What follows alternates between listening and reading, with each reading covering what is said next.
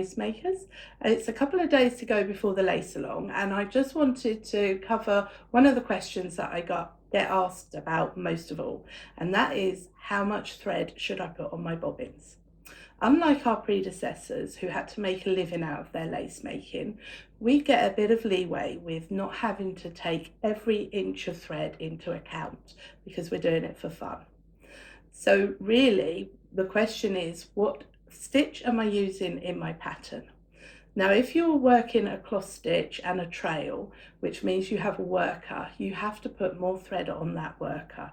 However, if you're working half stitch, all of the pairs move around. So you need to take this into account and put more thread on your bobbins when working half stitch.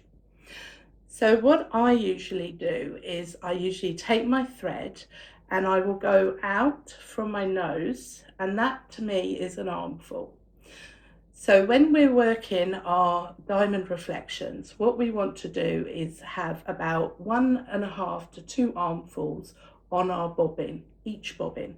So that's 1 armful. So then halfway would be there, and then about 2 armfuls on each bobbin. So that I would wind onto 1 bobbin, and then once I'd wound it onto 1 bobbin, I would then measure off another couple of armfuls, and then I can cut my thread.